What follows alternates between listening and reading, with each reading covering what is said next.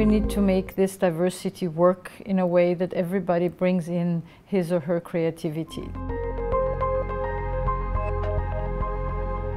The most important trend is definitely sustainability.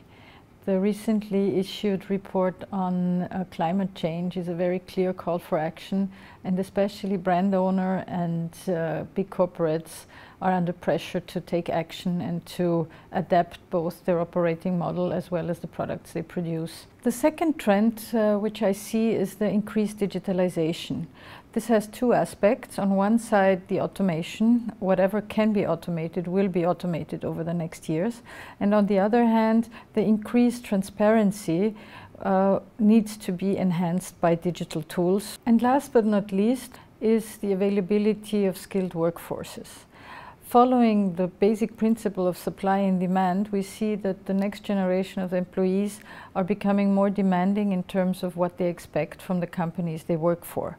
For them, values like a purposeful employment, diversity and inclusion, but also the focus on sustainability is extremely important. Earlier this year, we have launched the Mondi Action Plan 2030, which is the framework for our sustainability ambition in the next decade. This MAP 2030, how we call it, is built around three pillars. It's about developing circular solutions by empowered people and taking action on climate. What does this mean? This means that we will develop circular packaging solutions in order to reduce waste. It means that we provide a purposeful working environment with diverse and inclusive teams. And last but not least, that we reduce the greenhouse emission in both Scope 1 and 2, but also Scope 3. Well, actually, the procurement strategy is derived from the Mondi strategy. We have built 4 pillars. Those 4 pillars are supporting value-accretive growth. The second pillar is about managing sustainably our supply base. Mondi has currently around 18,000 active suppliers, where we want to make sure that they adhere to our values and that they act in the same responsible business practice way as we do. The third pillar that we have is enhancing digital technologies. The last pillar is about making procurement a place where people want to work.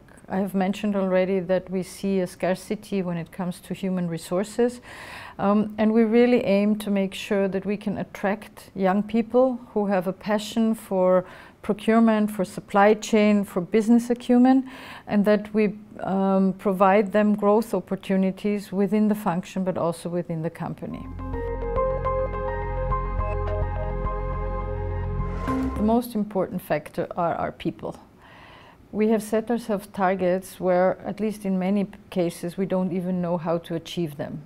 This means we need a diverse team, we need people with totally different backgrounds, we need the scientists, we need the finance people, we need the idealists, we need the very pragmatic people who bring us back on track when we start being emotional. We need to have young people, older, experienced people. And we need to make this diversity work in a way that everybody brings in his or her creativity.